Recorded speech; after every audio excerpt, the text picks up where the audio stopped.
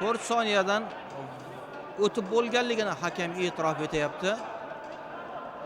Nalagevik jamoasi darvozasini Kirill Yermolov qo'riqlamoqda. 19-raqamda 5-Ulan Rizqulov, 9-Azamat Mendubayev, 13-Oybek Xirmonchi va 18-Yevgeniy Pilipas. Zaxiradagi futbolchilar: 1-Erkin Rasulov, 6-Andrey Pestrikov, 7-Zokir Qosimov, 8-Erkin Tabaldiyev, 10-Rohat Toqayev, 11-Rustam Isayev va 12-Erzat Oralbayev. Farhod Abdumavlonov hozir to'pni raqib darvozasiga kiritish o'rniga darvozadan olib chiqqandek taassurot qoldirdi bizda.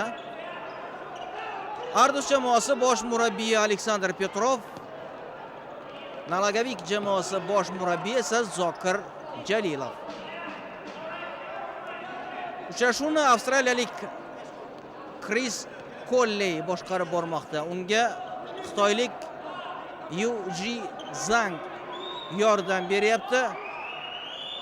Zaxiradagi hakam avstraliyalik Scott Kitson, vaqt uchun mas'ul hakam malayziyalik Shamsuddin Ibrohim. Irsaliyev.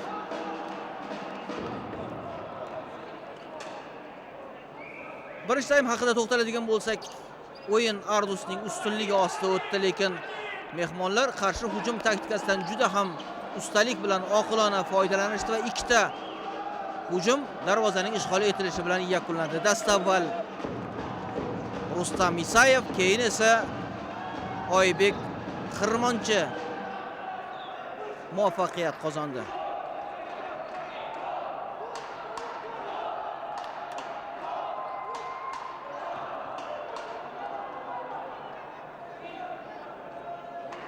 Ikkinchi taymning 3-daqiqasi ortda qolyapti. Ikkinchi taymni ham Ardus tashabbus bilan boshladi.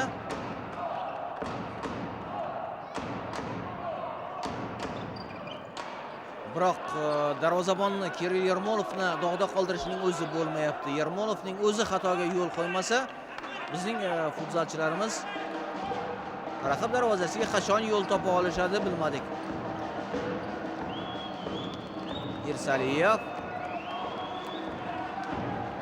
Qosimovdan to'p maydon tashqarisiga chiqib ketdi. Sviridov, Irsaliyev, Dilshod Irsaliyev yiqilib tushdi, lekin to'p Ardus futbolchilarida o'yinni davom ettirish mumkin. Irsaliyev, xavfli vaziyat. Jamoliddin Sharipga to'p aniq uzatib berilmadi va endi yon chiziqdan Nalagavik jamoasi a'zolari to'pni o'yinga kiritib berishdi. Pestrikov to'p bilan Ardus o'yinchilar to'pni egallab olishga muvaffaq bo'lishdi va ular ham to'pni bir-birlariga oshirishda xatoga yo'l qo'yishdi. Dilshod Rahmatov bugun murabbiydan yaxshigina tanbeh eshityapti. O'yinga kirishib keta olmayapti Dilshod. Aynan ikkinchi golning kiritilishida yo'l qo'ygan xatosidan menimcha ruhan ezilgan shekilli Rahmatov.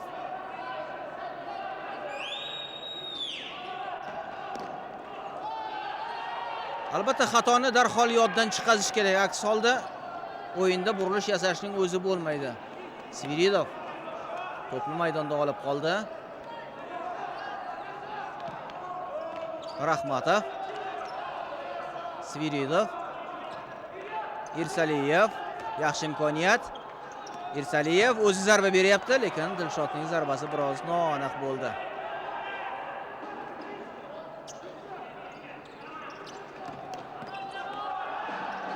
Mana yaxshi imkoniyat, zarba berish kerak. Gol!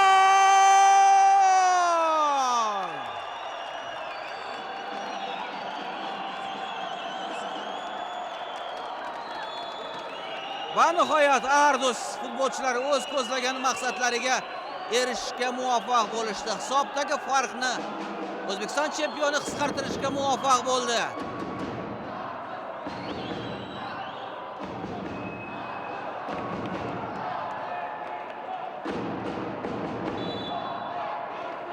juda ham tezkor, chiroyli kombinatsiyada Ardusning deyarli barcha o'yinchilari ishtirok etishdi. Demak, so'nggi hal qiluvchi zarbani kim amalga oshirdi? Dilshod Rahmatovmi? Hozir Suxandon Dilshod Rahmatovning ismi sharafini e'lon qildi, lekin darvoza yonida ehtiyot bo'lib o'ynash lozim. Mehmonlardan to'p maydon tashqarisiga chiqib ketdi. 2-1. Ardus hisobdagi farqni qisqartirdi va endi ko'tarinki kayfiyatda to'p surish lozim. Hozir mehmonlarni endi hayajon bosdi, bundan unumli foydalanib qolish kerak. Nalagavik jamoasi a'zolari to'pni yonchisidan darhol o'yinga kiritib berishdi. Pestrikov.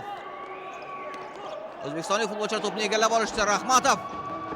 To'p bilan Dilshod o'z oldinga boryapti, lekin Sharipovga to'pni yetkazib berganda Jamol esa kutib qoldi. Bugun Jamoliddin Sharipov nimagadir sheriklaridan ko'proq ayb qidiryapti.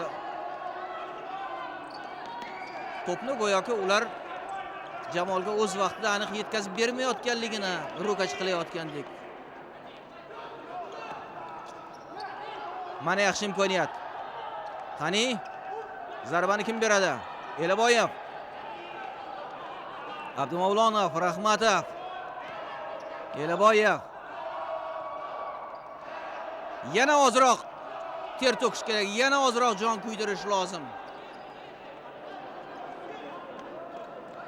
Nalagavik jamoasi a'zolari to'pni o'yinga kiritishlari lozim. Kris qayerdan to'p o'yinga kiritilishi kerakligini qirg'izistonlik futbolchilarga ko'rsatdi. Pestrikov to'pni orqaga qoldirdi. Darvozabon Kirill Yermolov.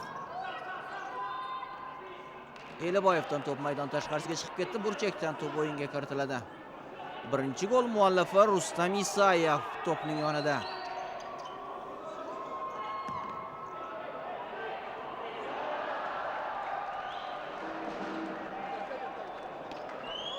Sharipov. Ardus jamoasida o'ynovchi darvozabon vazifasini Konstantin Svirilov bajaradi. Nalagavik jamoasi esa xuddi shunday vazifani Yevgeniy Filipas bajarishi oldindan belgilab qo'yilgan.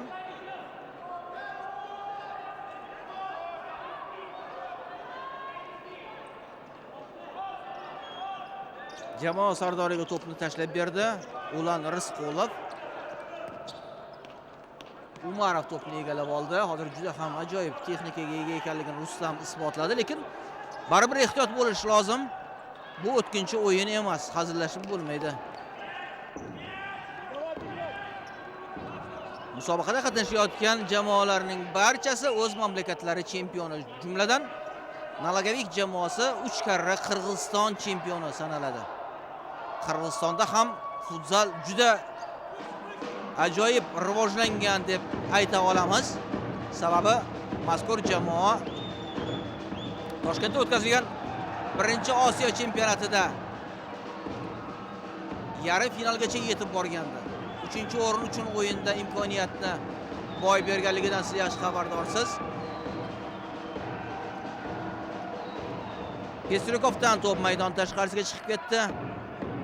Burchakka yaqin joydan to'p o'yinga kiritilishi kerak. Rahmatovning zarbasi. Dilshod to'pni Nodirga qoldirdi. Elaboyev. Sharipov. Rahmatov.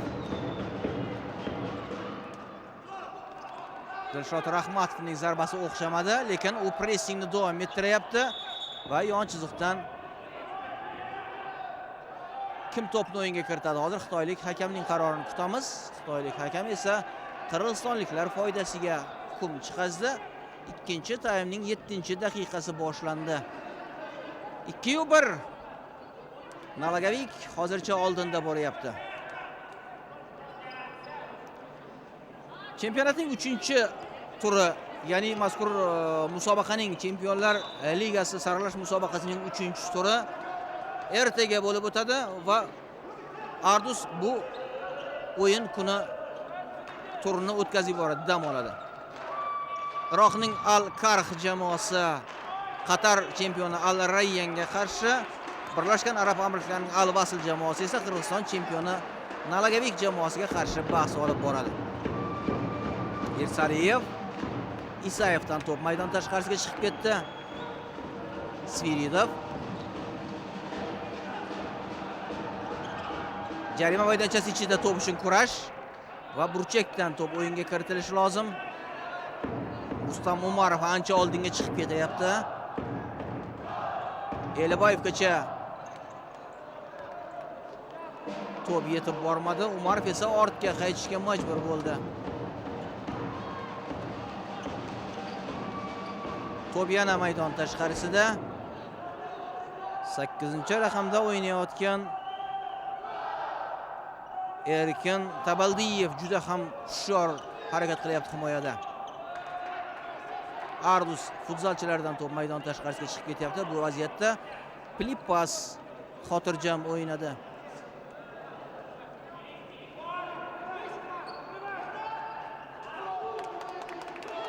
Irsaliyev to'p yo'liga g'ov bo'ldi. Lekin to'p Dilshoddan maydon tashqarisiga chiqib ketdi. Yermolov. Rustam Umarov to'pni o'yinga kiritishi kerak.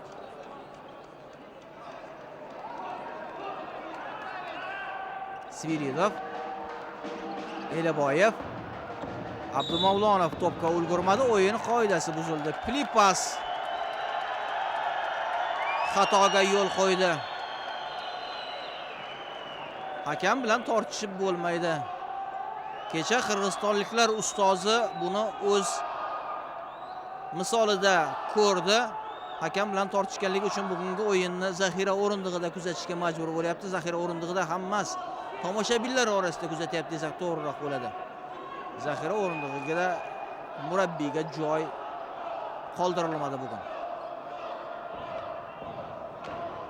Jarima zarbasini kuzatamiz. Irsaliyev.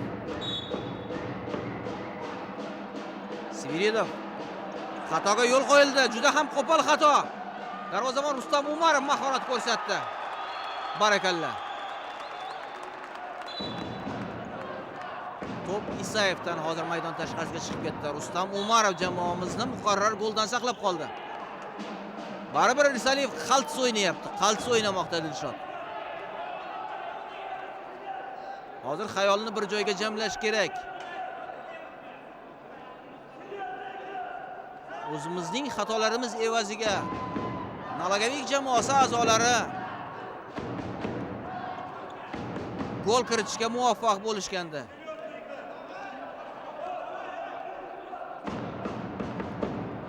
Darvoza yonidan iloji boricha tezroq to'pni uzoqlashtirish kerak. Irsaliyev. Keyin to'pni aniq yetkazib berish borasida ham ishlash lozim. Olis masofadan to'pni uzatish kutilgandek samara bermayapti. Juda qisqa masofaga tez-tez to'p oshirib raqib o'yinchilarini chalg'itish uslubiga o'tilsa, menimcha maqsadga muvofiq bo'ladi. Eliboyev. Abdumavlonov. To'p oldirib qo'yildi. Nalagavik jamoasining qarshi hujumi, xavfli vaziyat. Irsaliyev to'p yo'liga g'ov bo'ldi.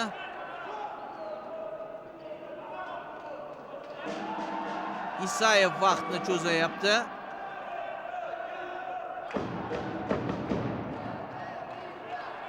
Yermolov.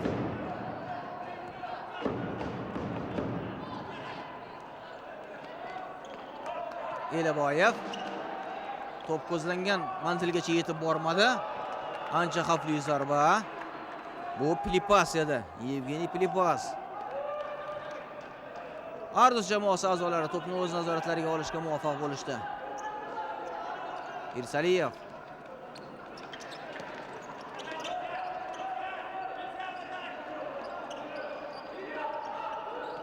Rahmatov.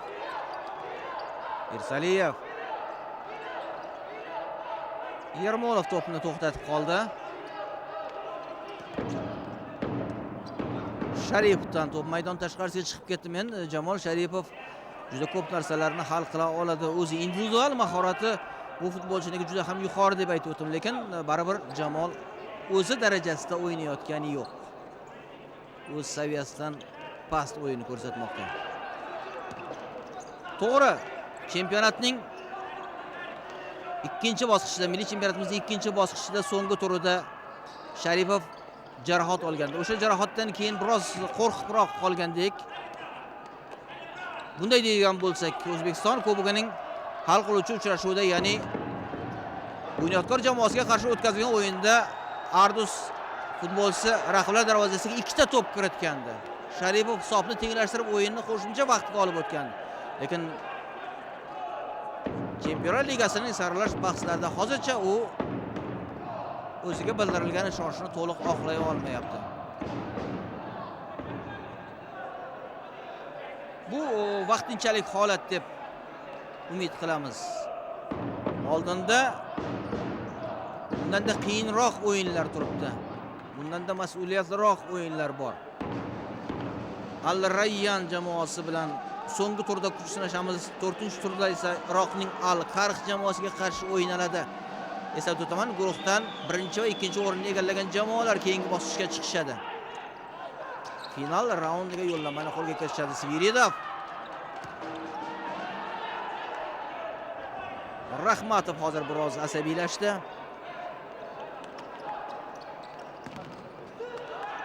Sviridov. Qani Sviridovning kuchli zarbalari. Bugungi uchrashuvda o'ziga xos tarzda harakat qiladigan Artur Yunusov va Andrey Shlyomalarning o'rni sezilayapti.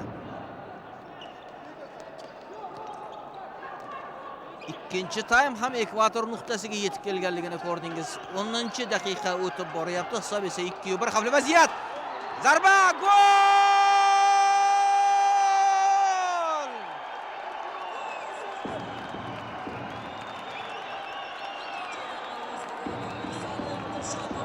Dilshod Rahmatov boshlab bergan hujumni Dilshod Irsaliyev muvaffaqiyatli yakunladi va hisobni tenglashtirdi.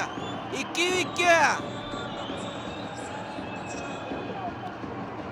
Ikkinchi taymning 10-daqiqasi Ardus jamoasiga omad keltirdi. Hisob tenglashdi.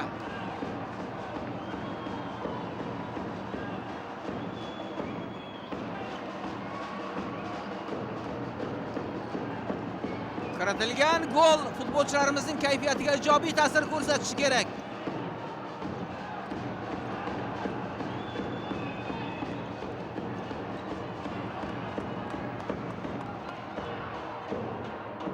Kechagi o'yinning aynan aksi bo'lyapti. Ya'ni Qirg'iziston chempioni Nalagavik o'ynagan Al Rayyanga qarshi o'tkazgan uchrashuv. Al Rayyan 2-0 hisobida g'alaba qozonayotgan bir vaziyatda qirg'izistonliklar hisobda oldinga o'tib olishga muvaffaq bo'lgandi. Bugun Ardus o'z irodasini namoyish etyapti hozircha. Albatta, bundan xotirjamlikka berilmaslik kerak. Durang baribir bizning jamoamizga yarashmaydi. Yaxshi imkoniyat. Jamol qo'rqoqlik qildi bu vaziyatda. O'zi zarbani amalga oshirganda, menimcha, hozir Ardus hisobda oldinga o'tib olgan bo'larmidi.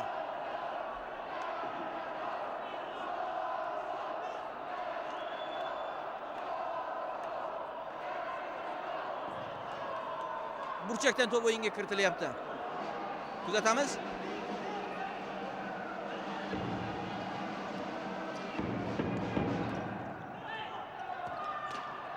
Gol!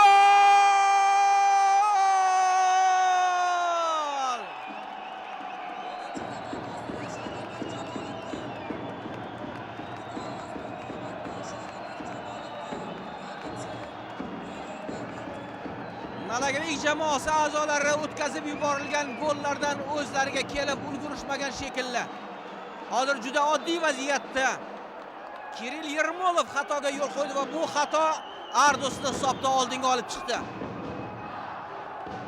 Jamoliddin Sharipov to'pni shunchaki yon chiziqdan o'yinga kiritib berganda darvozabonning qo'pol xatosidan so'ng esa to'p darvoza chizig'ini kesib o'tdi. Ardus hisobda oldinga o'tib oldi 3-2.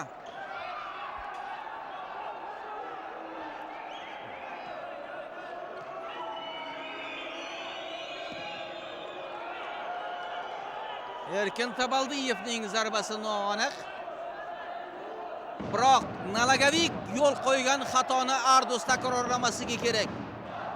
Nalagavik kecha 3-2 hisobida Al-Rayyan bilan o'yinda hisobda oldinga o'tib olib, keyin g'alabani boy bergandi. Men Ardusga durang natija yarashmaydi deb bejizga aytmadim. Sababi mahorat borasida bizning futbolchilarimiz raqiblaridan ustun. O'zbekiston terma jamoasi asosini tashkil etadi. Ardus O'zbekiston terma jamoasi esa Osiyo qit'asi chempionatlarining barchasida ishtirok etgan.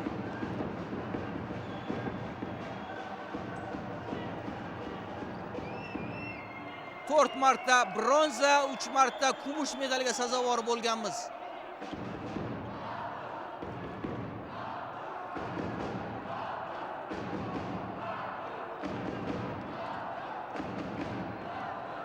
Bu to'siqdan Ardus yengil o'tib olishi taxmin etilgandi.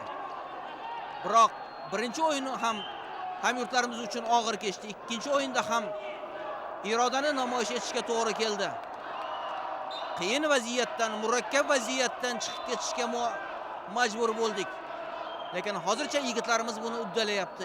2-0 hisobida Nalagavik g'alaba qozonayotgandi. Ardus ikkinchi taymda tub burilish yasadi. Raqib darvozasiga ketma-ket 3 ta to'p yo'lladi. Eliboyevga hozir og'zaki tanbeh berdi avstraliyalik hakam.